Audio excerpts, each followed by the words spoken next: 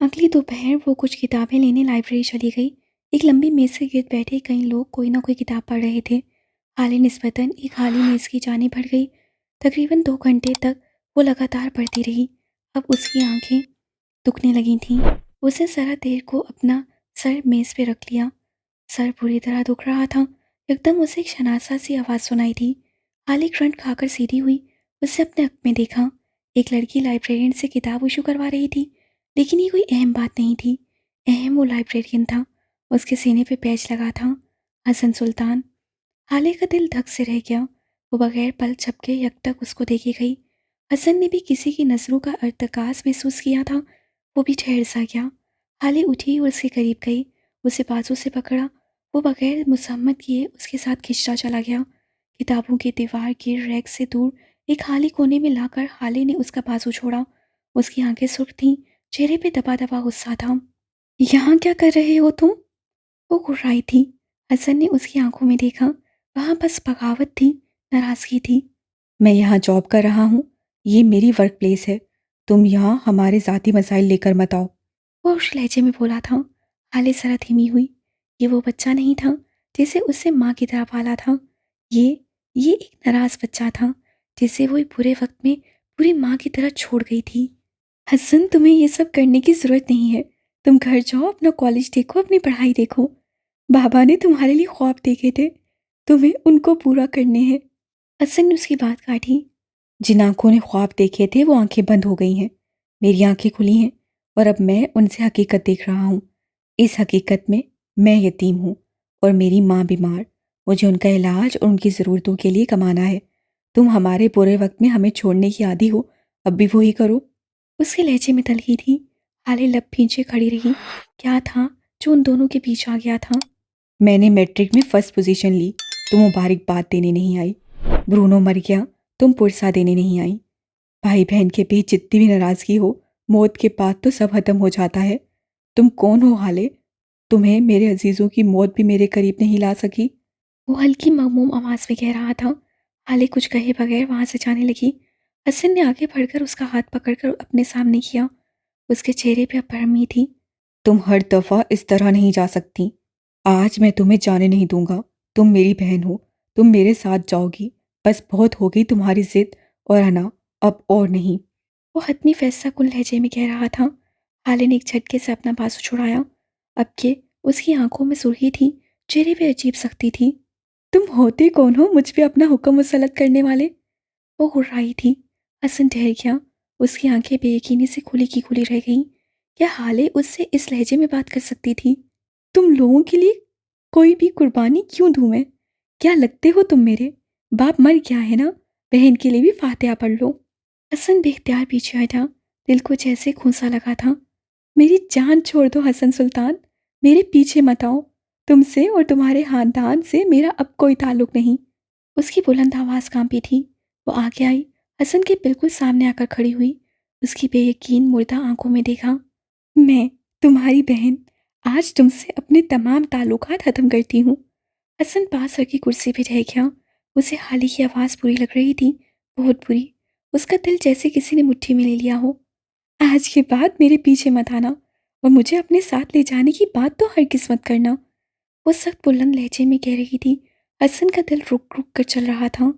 तुम्हारे पास है ही क्या? ये चंद टकों की जॉब, इससे करोगे मेरे खर्चे पूरे? इसके आज से पालोगे मुझे? वो हसन की साकत हुए वजूद की तरफ झुकी। आज के बाद तुम्हारा और मेरा हर ताल्लुक खत्म। न तुम मेरे भाई और ना मैं तुम्हारी बहन। बाप मर गया, समझो हम दोनों भी एक दूसरे के लिए मर गए। वो फुनकारते हुए बाहर निकल गई। हसन के साकित हुए वजूद में कोई जंबिश नहीं हुई। उसकी आंखों से एक आंसू निकला और चेहरे पे बह गया। मरे हुओं पे सब्र आ जाता है। वो जिंदा चलती फिरती लाश पे सब्र कैसे करेगा? वो अपनी जगह पे बैठा रहा, साकिन शल। वो लाइब्रेरी से निकलकर सड़क पर चलने लगी। ये लाइब्रेरी उसके घर से नज़दीक थी। जो पैदल ही आई थी। सड़क पे एक तरफ चलते हुए उसकी आंखें बुरी तरह बरस रही थीं। वो बस सर झुकाए सड़क पे नसें जमाए चलती जा रही थी। थोड़ी थोड़ी देर बाद सड़क धुंधली हो जाती और वो आंखें साफ कर लेती। मंजर एक बार फिर साफ हो जाता। दफातन एक गाड़ी उसके करीब रुकी। हाले रुक गई। वो मेहर माँ की गाड़ी थी जिसे ड्राइवर चला रहा था। पिछली सीट पे मेहर आंखों पे ग्लासेस लगाए बैठी थी। हाले को देखकर जरा फिक्रमंद हुई। फिर गाड़ी का दरवाज़ा उसके लिए खोला। हाले बगैर कुछ कहे अंदर आकर बैठ गई। वो इस लड़की से कुछ नहीं छुपा सकती थी। इससे कोई पर्दा नहीं था। ड्राइवर गाड़ी चला रहा था। हाले और महर पिछली सीट पे बैठी थीं। क्या तुम महराज पापा के लिए रो रही थीं? क्या तुम उन्हें बहुत मिस कर रही थीं? मैं उन्हें भूली ही कब हूँ। वो खोई खोई सी बोली। वो हर वक्त याद आते हैं, हर पल, हर सेकंड, हर मिनट। कभी लगता है मुझे उनकी कॉल आ जाएगी और वो कहेंगे, हाले सुल्तान तुम्हारा बैंक अकाउंट आज से बंद। वो जख्मी सा मुस्कुराई। कभी लगता है इतवार का दिन होगा, सुल्तान मंजिल में अदालत सजी होगी, मेरी सपली आई हुई होगी और वो कहेंगे, हाले सुल्तान तुम्हारी सजा है, तुम पूरे घर के कपड़े 1 हफ्ते तक धोती रहोगी। उनकी फेवरेट सजा वो हंसी, जख्मी सी हंसी। मेहरमा बस उसको देखती रही। ग्रीफ के 5 स्टेज होते हैं, शौक, इनकार, बार्गेनिंग, डिप्रेशन, कबूलियत। या तो इंसान रिकवर कर जाता है या फिर कहीं एक स्टेज में अटक जाता है। वो रुकी, सुर्ख होती आंखों से महर को देखा। मैं इन 5 स्टेज में से हर स्टेज में फंसी हुई हूँ। कभी कभी लगता है बाबा मुझे छोड़कर कैसे जा सकते हैं। शौक, कभी मुझे यकीन ही नहीं आता। मैं मानती ही नहीं कि वो मर भी सकते हैं। मैं सब कुछ जानते हुए भी इनकार करती रहती हूँ। इनकार, फिर बार्गेनिंग, फिर डिप्रेशन, फिर कबूलियत। हर दिन एक नया स्टेज और हर अगले दिन उस स्टेज से ना निकल पाना। उसकी सुर्ख आंखों से पानी बहने लगा। मैं बहुत अजियत में हूँ आपी, बहुत ज़्यादा। मेरा गम रिकवर नहीं कर रहा। ये ठहर गया है, रुक गया है। ये एक ऐसे गार में फंस गया है जहाँ से मैं ना खुद को निकाल सकती हूँ ना इस गम को। महर ने उसका सर अपने कंधे पे रख लिया। वो बेआवाज़ रोई गई। काफ़ी देर बाद महर ने दोबारा सवाल किया था, तुमने आगे के लिए क्या सोचा है? क्या तुम उमर के साथ रहने वाली हो? आर्य ने सर उठाया, आंखें उचकी। जाहिर है, जो भी करूँगी मैं आपसे मशवरा करके फिर करूँगी। वो इस मुल्क के 90% बच्चों में से थी जिनको अपने किसी भी काम के लिए अपने किसी बड़े बहन भाई या माँ बाप या दोस्त, घर से कोई भी जिसे वो आइडियलाइज करते हों, उनका अप्रूवल अपने काम के लिए ज़रूरी समझते हैं। मैं बगैर प्लान के चल रही हूँ। फिलहाल तो कोई प्लान नहीं है। उसे नॉर्मल अंदाज में कहा। मैं उमर के हवाले से पूछ रही हूँ। हाले ने गहरी सांस ली। हम अलग हो जाएंगे, उससे भारी दिल के साथ कहा। लेकिन कभी कभी मुझे लगता है कि उसे बाबा ने मुझे इनाम के तौर पे दिया है। शायद वो मेरे लिए अच्छा ही हो। कभी कभी मेरा दिल चाहता है मैं उसके साथ अपने ताल्लुक को जांच दूं, लेकिन मैं फ़िलहाल कुछ कह नहीं सकती। उसने कहकर मेहर माँ को देखा। वो मज़ाक़ा खेज़ नज़रों से उसको देखती रही। हाले को उसकी नज़रों में हकारत महसूस हुई। तुम अब भी फेरी टेल्स में रहती हो हाले? I can't believe you. वो बेयकीनी से कह रही थी। तुम एक मशकूक किरदार की लड़की हो।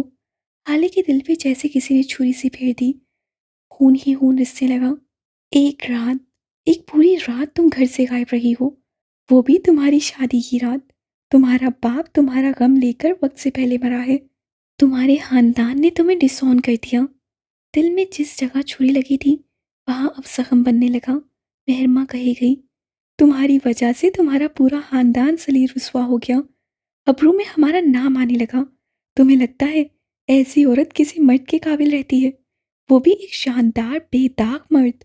तुम्हें अपनी बाकी की सारी जिंदगी एक मोहब्बत वाले मर्द के बगैर गुजारनी होगी। क्या ये बात अब तक तुम समझ नहीं सकी?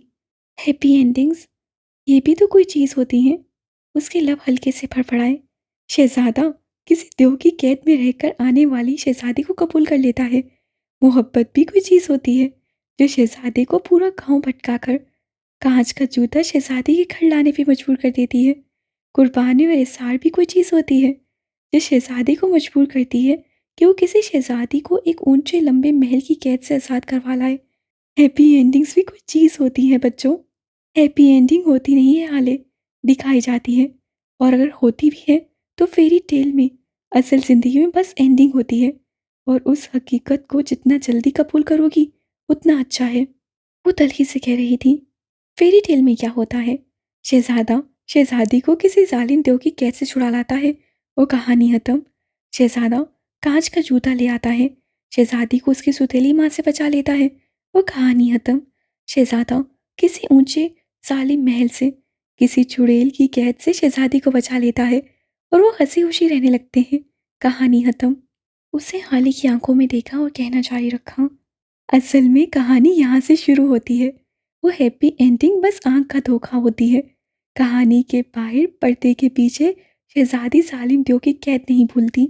शहजादा उसे राम करने की हर कोशिश करता है, लेकिन शहजादी अपने अंदर अंधेरे को बसा लेती है। शहजादा उससे बेजार हो जाता है और उनकी कहानी का एंड ट्रेजिक होता है। हाले ने सांस रोक लिया। वो आज तक जिन कहानियों में जीती रही थी, मेहरमा ने उनका कैसा खौफनाक नक्शा खींचा था।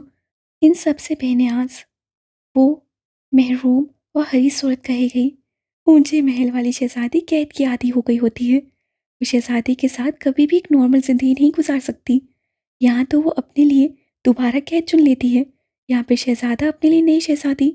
इस कहानी की एंडिंग भी ट्रेजिक होती है। कांच का जूता लाने वाला शहजादा अपने साथ शहजादी को ले जाता है, लेकिन वो खुश नहीं रह पाते। सुतेली माँ की साजिशें खत्म नहीं हुई होती। वो एक ना एक दिन उन दोनों को अलग करवा ही लेती है। वो हाले के बिल्कुल करीब झुककर कह रही थी, हाले, लट्ठे की माने सफ़ेद चेहरे के साथ सुनी गई। इस कहानी का एंड भी ट्रेजिक होता है। फेरी टेल नजर का धोखा है। हैप्पी एंडिंग सिर्फ दिखाई जाती है। दिल का जख्म अब नासूर बन गया। मेहरमा सर झटक कर बड़बड़ाई, हैप्पी एंडिंग माय फुट। फिर वो रुकी, फिक्रमंदी से हाले का सफ़ेद चेहरा देखा। बुरा मत मनाओ हाले, ये तल्ख है लेकिन हकीकत है। तुम मेरी बहन कम बेटी ज़्यादा हो, तुम्हें मुझ पे यकीन है ना? हाले ने मुर्दा आंखों के साथ अस्वाद में सर हिलाया। माओ पे कोई शक नहीं करता। उसने सर एक बार फिर मेहर के कंधे पे टिका दिया।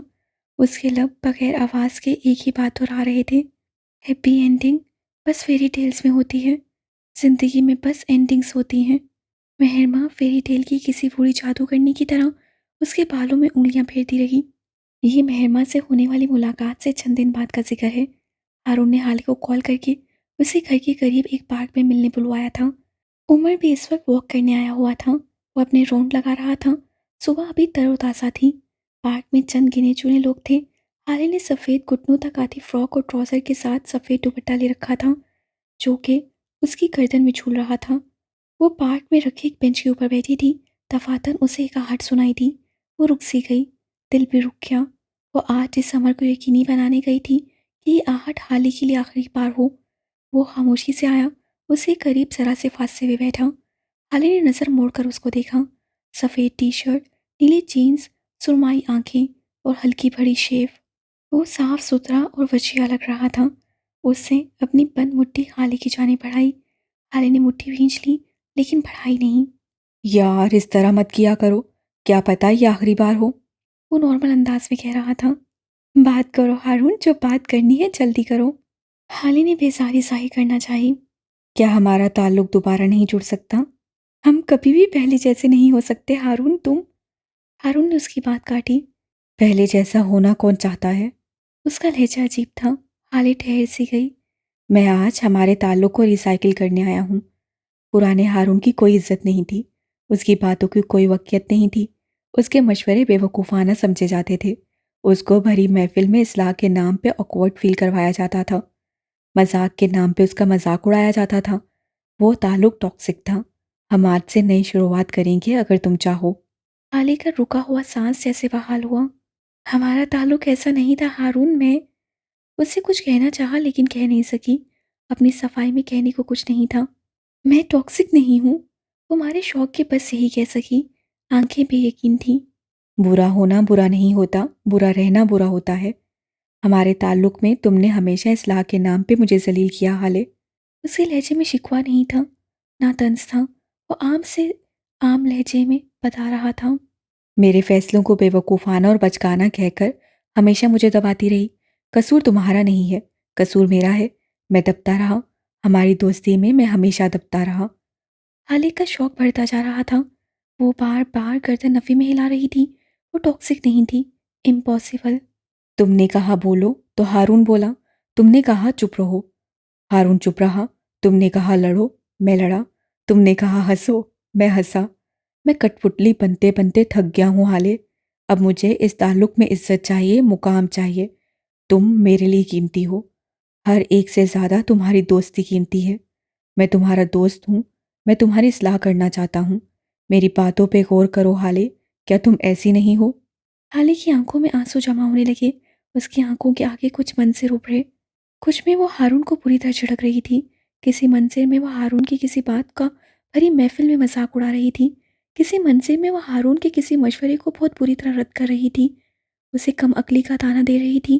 किसी मंजिल में वो हारून से माफ़ी मंगवा रही थी, हालांकि उसका कोई कसूर नहीं था। अब एक मंजिल में उसे हारून की कामयाबी बहुत बुरी लग रही थी, क्योंकि उससे ये काम हाले के खिलाफ जाकर किया था। सब मनासिर में एक चीज़ कॉमन थी, हारून का तारीख होता चेहरा। मुझे यकीन नहीं आता मैं टॉक्सिक थी। मैं ऐसी नहीं थी हारून। मैं बस बोसी थी, रूड थी, लेकिन मैं टॉक्सिक नहीं थी। मैं ऐसी कैसे हो सकती हूँ? शौक का अगर कोई पहाड़ था तो वो आज हाली के सर पे आकर गिरा था। उमर ने जरा दूर खड़े होकर उनको देखा था। अब अगर एक बंदे ने बेगैरत बनकर अपनी बीवी से बात करने की इजाज़त दे दी है तो अगले को भी ज़रा शर्म आनी चाहिए। बात मुख्तसर करो यार। वो अपनी जगह पे खड़ा पूरी तरह चल पुन रहा था। हारून कह रहा था, उस दिन जो कुछ भी हुआ वो कोई इंतकाम नहीं था। मैंने कुछ भी जानबूझकर नहीं किया था हाले। हाली की आंखों में जख्मीपन दौड़ गया। तुम सच बता सकते थे हारून। तुम्हें सच बोलना चाहिए था। तुमने मेरे साथ बहुत गलत किया, बहुत गलत। मैं चाहकर भी तुम्हें माफ़ नहीं कर सकती, वो गीली आवाज़ में कह रही थी। हारून ने चंद लम्हा उसको देखा, फिर कहना शुरू किया। मैंने झूठ बोला क्योंकि तुमने मुझे झूठ बोलना सिखाया। तुम मेरी गार्जियन थी। मैंने हमेशा वही किया। तुमने कहा सच बोलो हारून। हारून ने सच बोला। तुमने कहा झूठ बोलो हारून। हारून ने झूठ बोला। हाले गुमसुम से उसको देखे गई। उसने चाहा था कि आज उसे समाज धोखा दे जाए, लेकिन ऐसा नहीं हो सका। उसे सुनना था, उसे सुनना पड़ा। तुम्हें याद है तुम जब स्कूल में थी, एक बच्चे ने तुम्हारी कॉपी चुरा ली। तुमने ब्रेक टाइम में उसका सर फाड़ दिया। बात प्रिंसिपल तक गई। पापा और मेराज अंकल को बुलाया गया। हारून सच्चा और न्यूट्रल मशहूर था। तुम्हारी गवाही के लिए मुझे बुलाया गया। वो रुका, लहजा जरा जख्मी हुआ। तुमने कहा हारून झूठ बोलो। हारून कह दो मेरी गलती नहीं थी। मेरे दिल ने मलामत की। मेरा सर झुक गया। लेकिन सच्चे और न्यूट्रल हारून ने झूठ बोला। उस दिन के बाद जब भी कोई मुझे सच्चा बोलता था मेरा दिल मुझे मलामत करता था।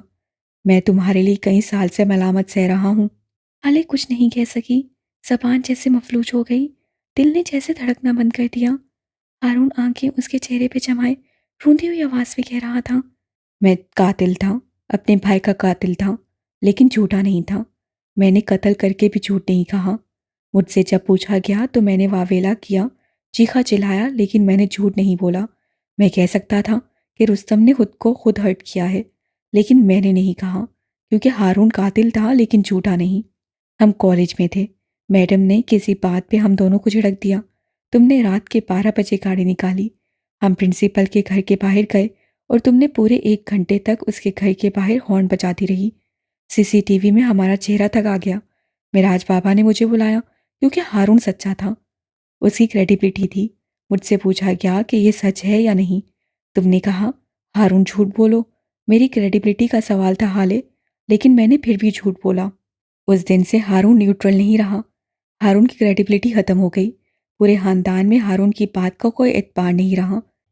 लेकिन मेरे लिए फिर भी तुम अजीज रहीं। भरी महफिल में कुटहरे में खड़ा करके जस्टिस मेराज के सामने तुम कहती थी हारून झूठ बोलो, और हारून को झूठ बोलना होता था। वो रुका, हल्क में कुछ अटका। हाले पथराई आंखों से उसको देखती रही। उसकी आंखें साकित थीं, जिस्म साकिन। तुमने उस दिन भी कहा हारून सच बोलो, और मैंने झूठ बोला क्योंकि मुझे यही सिखाया गया था, क्योंकि तुमने हमेशा मुझसे झूठ बुलवाए थे। मैं दूर था, मुझे हालात का अंदाज़ा नहीं था। क्या मैं तुम्हारी शादी की पहली सुबह किसी को ये बता सकता था कि तुम 1 माह कबल किसी जख्मी को रात के 3 बजे अस्पताल ले गई हो? वो नरमी से पूछ रहा था। हम जितने मर्जी लिबरल सही, क्या तुम्हारा ससुराल इस बात को मुस्बत अंदाज में लेता? मैंने तुम्हारे लिए हमेशा झूठ बोले, लेकिन उन सब झूठों से तुम्हें फ़ायदा हुआ। तो हारून अच्छा था, दोस्त था, लेकिन जब मेरे एक झूठ से तुम्हें नुकसान पहुंचा तो हारून बुरा हो गया। उससे ताल्लुक ख़त्म हो गया। हाले की साकित हुई आंखों से एक आंसू गिरा। झूठ बुलवाना अगर तुम्हारा कसूर था तो झूठ बोलना मेरा गुनाह। लेकिन मैं यहाँ तुम्हें इल्ज़ाम देने नहीं आया, न खुद को शर्मिंदा करने आया हूँ। मैं यहाँ तुम्हारी और अपनी इस्लाह करने और अपने ताल्लुक को रिसाइकिल करने आया हूँ। और आज मैं आखिरी बार आया हूँ। यहाँ हाले का दिल रुक सा गया था। मैं तुम्हारी तरह मुट्ठी बढ़ाऊंगा। अगर तुमने भी बढ़ा ली तो एक नया ताल्लुक बनाएंगे, लेकिन अगर नहीं बढ़ाना चाहती तो। उठ खड़ा हुआ। हाले ने उसको नहीं देखा। वो नीचे घास के टुकड़े को देखती रही। मैं तुम्हारी ख्वाहिश का एहतराम करूंगा हारून, शायद आज के बाद तुम्हें नजर नहीं आएगा। तुम चाहोगी तब भी नहीं। कुछ नाराजगियों को मौत से पहले खत्म हो जाना चाहिए। मरने के बाद उनका खत्म होना मजबूरी होती है। जिंदगी में उनका खत्म होना मोहब्बत होती है। हर ताल्लुक में इतनी मोहब्बत होनी चाहिए कि उसमें नाराजगी खत्म करने के लिए मौत का इंतजार ना करना पड़े। उसने हाथ की बंद मुट्ठी हाले की तरफ बढ़ाई। दिल जोर से धड़का। अगर उससे मुट्ठी ना बढ़ाई तो। हाले ने नजर उठाकर उसे देखा। वो उसके सामने खड़ा था। धूप उसकी पुश्त से टकराकर वापस पलट रही थी। उसकी चौड़ी पुश्त धूप को हाले तक आने नहीं दे रही थी। सफेद लिबास वाली अप्सरा ने उस सांवली रंगत वाले लड़के को देखा, फिर उसकी बंद मुट्ठी को। बेंच पे रखी उसकी मिट्टी शिद्दत से उसकी मुट्ठी से टकराना चाहती थी। चंद पल गुजरे, चंद सातें भी थी। हाले ने रुख मोड़ लिया। दोनों के दिलों में बेख्तियार टेस सी उठी थी। हारून का दिल जख्मी हो गया। रूह को जैसे किसी ने चीर दिया हो। उससे मुट्ठी गिरा दी। बाहर की फिजाओं ने नोहे बुलंद किए। धूप ने बैन किया। पेड़ों ने मातम किया। सांवले चेहरे वाला लड़का मुड़ गया। जख्मी दिल और भारी हुई आंखों के साथ पीछे बेंच पे बैठी लड़की की आंखों से एक सेल सा रवां हुआ। दिल में कोई जोर से झगड़ रहा था। उससे हारून को खो दिया था। इससे बड़ी अजियत क्या होगी। लेकिन अगर हारून उसके साथ रहेगा तो वो खुद को खो देगी। ये अजियत ज़्यादा बड़ी थी। उसने एक सच्चे और न्यूट्रल इंसान को झूठा और करप्ट बना दिया। वो उससे दूर था लेकिन खुश था। हाले उसकी खुशी के लिए सब कर सकती थी। उमर उसे दूर जाते देख रहा था, फिर अपनी जगह से हटा। छोटे छोटे कदम लेता वो उसके करीब आने लगा। सफ़ेद शर्ट वाला लड़का पार कर जगला पार करता रोड पे आ गया। वो शिकस्ता कदमों से अपनी गाड़ी की तरफ जा रहा था। आंखें बरसने को बेताब थीं। उसके और हाले के दरमियान बस यही जंगला था। इस जंगले के पार सड़क थी। वो अपनी गाड़ी को देखता बाहर आया। तभी उसी लम्हे उसने एक तेज रफ्तार गाड़ी को अपने बिल्कुल करीब आते देखा। वो सड़क से हटना चाहता था, भागना चाहता था, चिल्लाना चाहता था, लेकिन कुछ नहीं कर सका। एक अगले लम्हे उसने अपने वजूद को फिजा में बुलंद होते देखा। फिर खुद को नीचे तारकोल की स्याह सड़क पे मुंह के बल गिरते देखा। मुंह उछल गया। सर पे एक गहरी सरप लगी। लम्हे का बस एक लम्हे का खेल था। उसने अपने पूरे जिस्म में दर्द की एक लहर को दौड़ता महसूस किया। उसने अपने चेहरे गर्दन पे खून को बहते महसूस किया। उससे जरा दूर खड़े उमर हयात ने वो मंजर देखा। हारून ने उस स्याह आंखों वाले मर्द को अपनी तरफ दीवाना वार भागते देखा। उसे सफ़ेद लिबास वाली लड़की को साकित होते देखा। वो अपनी जगह से नहीं हिली। वो क्विक रिएक्शन नहीं दिया करती थी। ये उसकी फितरत थी। सड़क खून से तर होती जा रही थी। जिस्म और सर में तकलीफ बढ़ती जा रही थी। उसे लगा था ये मौत है। ये वाकई मौत थी। सफ़ेद लिबास वाली लड़की मरे मरे कदम उठाती उससे करीब जा रही थी। लोगों का रश बढ़ने लगा था। उमर हयात उसका जख्म चेक कर रहा था। उसके खून को रोकने के लिए कुछ ढूंढ रहा था। लड़की अब भी उनसे दूर थी, बस जरा सी दूर। वो उसके इतने करीब था, बस बीच में जंगला था। हारून ने अपनी आंखों को बंद होते देखा। उससे आखिरी बार कुछ महसूस करना चाहा। वो दर्द था, बस दर्द, बेपनाह दर्द। अब सफ़ेद लिबास वाली लड़की उनके करीब पहुंच गई थी। हारून को देखते हुए वो नीचे सड़क पे बैठी। उस लड़के की सफ़ेद शर्ट सुर्ख हो गई थी। उमर अब उसे उठा रहा था। वो उसे अपने हाथों से में उठा रहा था। वो एम्बुलेंस का इंतज़ार नहीं कर सकता था। लोग मदद नहीं कर रहे थे। लोग वीडियो बना रहे थे। लड़की अब भी सड़क पे बैठी उस खून को तक रही थी। साकित, सुन। स्याह आंखों वाला मर्द उस सफ़ेद शर्ट वाले लड़के को अपनी गाड़ी की पिछली सीट पे लिटा रहा था। वो बार बार उसका जख्म चेक कर रहा था, खुद को तसल्ली दे रहा था, उसके साकित हुए वजूद को तसल्ली दे रहा था। जख्म गहरा नहीं है, तुम बच जाओगे। वो दोहरा रहा था। लड़की अब भी सड़क पे बैठी थी। स्याह आंखों वाला मर्द वापस आया। उसके आगे हाथ फैलाया। वो उजलत में था। वो परेशान भी था। लड़की ने आंखें उठाई। उसकी आंखों में गहरा कर्ब था। क्या वो मर जाएगा? उसने बेताजुर लहजे में एक ही सवाल पूछा। मर्द झुका, उसे कंधे से पकड़कर उठाया। उसकी आंखों में देखा। वो बच जाएगा। यकीन दहानी करवाई गई। सफ़ेद लिबास वाली लड़की ने यकीन कर लिया। उसे अब इस मर्द की बातों पर यकीन आ जाता था। अस्पताल कैसा होता है, बेरहम, सर्द। हारून को आईसीयू ले जाया गया था, जहाँ उसकी सर्जरी हो रही थी। सर का जख्म गहरा था, एक बाजू टूट गया था। वेटिंग रूम में बैठी लड़की बस फर्श को घूर रही थी। आंसू टप टप उसकी आंखों से बह रहे थे। आज के बाद अगर तुम चाहोगी तब भी मैं तुम्हें नजर नहीं आऊंगा। वो क्यों था ऐसा? उसने क्यों कहा ऐसा?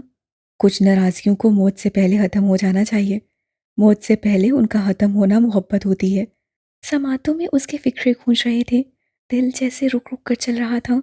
उसका दिल चाह रहा था कि बस हारून को 2 मिनट के लिए होश आ जाए और वो इस ताल्लुक की नाराज़गी ख़त्म कर ले। उसे हारून अजीज़ था। हर ताल्लुक में इतनी मोहब्बत तो होनी चाहिए कि उसमें नाराज़गी ख़त्म करने के लिए मौत का इंतज़ार ना करना पड़े। आंसू पल पल बह रहे थे। दिल की अजियत में इजाफा होता जा रहा था। तुम मुझे अजीज हो हाले। यार, ऐसा ना किया करो। क्या पता ये आखिरी बार हो। उससे चाहा था वो अपने कानों को बंद कर ले। उससे चाहा था वक्त पीछे चला जाए। कोई नाराज़गी, कोई गुस्सा, कुछ भी हारून से ज़्यादा कीमती नहीं था। उससे थक कर पीछे को टेक लगा ली। बंद आंखों से आंसू बहने लगे। उससे करीब कोई आकर बैठा। सुरमाई ट्रैक सूट वाला मर्द। उसके सीने पे खून के धब्बे थे। आप दुआ करें, इंजरी बहुत गहरी है। वो बहुत तकलीफ झेल रहा है। मैं चाहता हूँ वो बच जाए। मैं भी। हाले बंद आंखों के साथ बड़बड़ाई। आप दुआ क्यों नहीं करती? वो उसको नहीं देख रहा था। वो हाले को रोते हुए नहीं देख सकता था। अजीब बेकली सी होती थी। मैं उससे दुआ नहीं मांगूंगी। वो मेरी नहीं सुनता।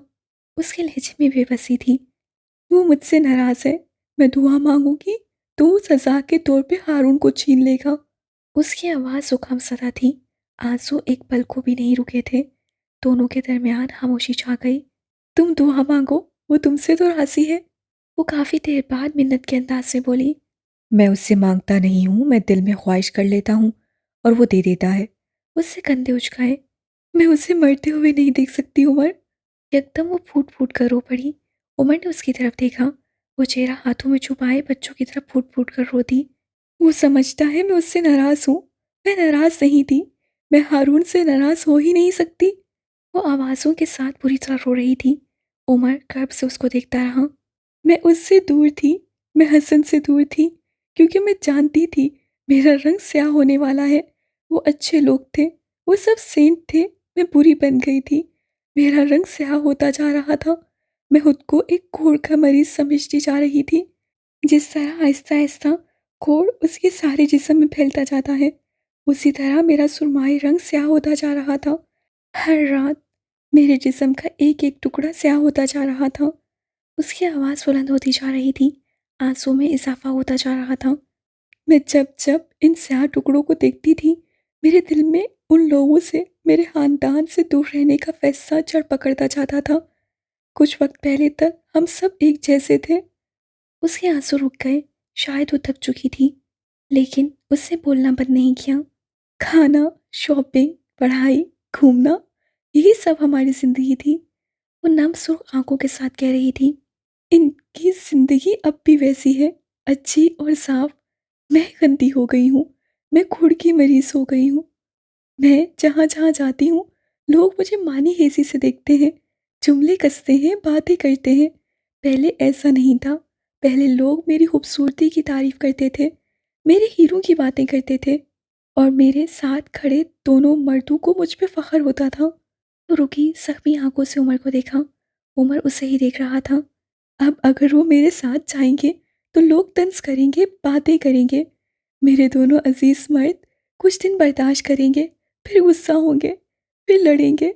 वो खुद को नुकसान देंगे, बातें करने वाले लोगों को मारेंगे, और आखिर में वो मुझसे बेजार हो जाएंगे। वो रुकी।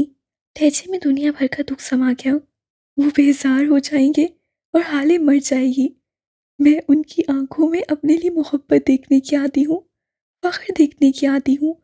मैं नफरत बेजारी नहीं सह सकूंगी।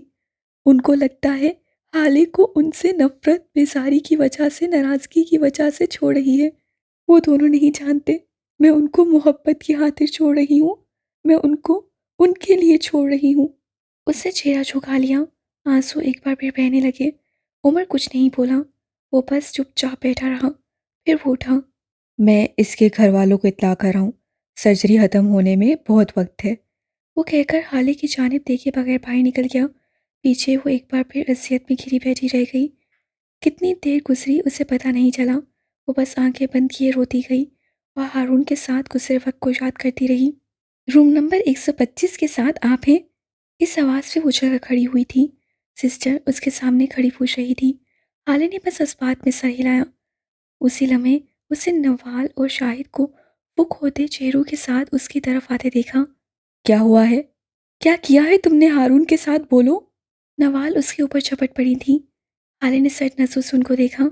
आपका बेटा मेरा दोस्त, मेरा खानदान है। अगर आपने उसकी इस हालत का इल्ज़ाम मुझ पे लगाने की कोशिश की तो मैं भूल जाऊंगी कि आप मेरी लगती क्या हैं। वो ऐसे रोबदार, ऐसे ठंडे लहजे में बोली कि नवाल को बेख्तियार उससे खौफ आया। हाले बाहर निकल गई। शाहिद और नवाल उसकी तकलीफ में चले गए। आईसीयू के बाहर उन्होंने डॉक्टर को अपनी जानिब आते देखा। मेरा बेटा, मेरा हारून कैसा है? उसकी कंडीशन कैसी है अब? शाहिद ने आगे होकर बेकरारी से पूछा था। रोड एक्सीडेंट में इतने गहरे जख्म अमूमन लगते नहीं हैं, लेकिन आपके बेटे के सर में इंटरनल ब्लीडिंग बहुत हो गई थी। हमने पूरी कोशिश की, लेकिन हम बचा नहीं सके। We are sorry, sir. इस लम्हे, इस पल सारे शहर की सारी आवाज़ें बंद हो गईं। हर तरफ सकूत छा गया। नवाल धाड़े मार मार कर रो रही थी। शाहिद चीख रहे थे, रो रहे थे। हाले घुटनों के बल उस फर्श पे गिर गई। खुले बाल चेहरे के अतराफ में गिर गए। चेहरा चुप सा गया। नोहा, बैन, मातम। तो उसके मरने पर क्या करे? आंसू उसकी आंखों से निकलकर फर्श पे गिर रहे थे। दिल फट रहा था। रूह कब्ज हो रही थी। सांस उखड़ रहा था। वो फर्श पे चेहरा झुकाए बस बेआवाज रो रही थी। कुछ नाराज़गियों को मौत से पहले ख़त्म हो जाना चाहिए। मौत के बाद उनका ख़त्म होना मजबूरी होती है। मौत से पहले उनका ख़त्म होना मोहब्बत होती है। हर ताल्लुक में इतनी मोहब्बत तो होनी चाहिए कि उनमें नाराज़गियों के ख़त्म होने के लिए मौत का इंतज़ार न किया जाए। शाहिद के रोने की आवाज़, नवाल का धाड़े मार मार कर रोना, हाले के बेआवाज़ आंसू, सारी आवाज़ें बेईमानी थी। बस हारून शाहिद की मौत से कब गूंजी हुई आवाज़ माने रखती थी। सारी दुनिया भी अगर तुम्हें छोड़ दे, तो हारून शाहिद वो वाहिद आदमी होगा जो तुम्हारे साथ होगा। वो सही कहता था। वो दुनिया था। हारून मर गया था। हाले को लगा सारी दुनिया मर गई। वो अस्पताल के सामने वाले बैंक से कुछ कैश निकलवाने गया था।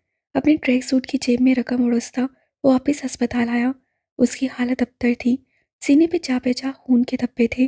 बाल बिखरे हुए थे। आंखें सुर्ख। वो कॉल पे बात करता हुआ आ रहा था। दफातन वो रुका। एक वार्ड के बाहर उसके कदम थम में। वार्ड के अंदर से कोई सनाशा आवाज़ आ रही थी। वो इस आवाज़ को जानता था। लम्हे के 1000वें हिस्से में उसने इस आवाज़ को डिकोड किया था। वो आहिस्तगी से वार्ड का दरवाज़ा खोलता अंदर आया। अलबत्ता उसका चेहरा अजीब था। वार्ड में एक गिटार से ज़रा-ज़रा से फासले पे बेड लगे थे। कोई तीसरे बेड पे वो औरत बैठी थी, जिसकी आवाज़ पे उमर यहाँ आया था। उसके कदम मन-मन भर के हो रहे थे। आँखों में अजीब खौफ था। हाँ, उमर हयात की आँखों में आज खौफ था। वो औरत अब डॉक्टर पे चीख रही थी। उसकी हालत पे किसी पागल का गुमान होता था। मेरा इलाज करो, खुदा का वास्ता मेरा इलाज करो। वो डॉक्टर के सामने हाथ जोड़े कह रही थी। फिर अपने सर पे जोर जोर से हाथ मार रही थी। ये देखो, यहाँ यहाँ कुछ है। कोई कीड़ा है जो रेंग रहा है। मेरे सर में कुछ है। इसको निकालो, खुदा के लिए इसको निकालो। वो रो रही थी। पागलों की तरह थाई दे रही थी। ये वही थी। बाखुदा, ये वही थी। उमर उसके बेड के ऐन अक में खड़ा था।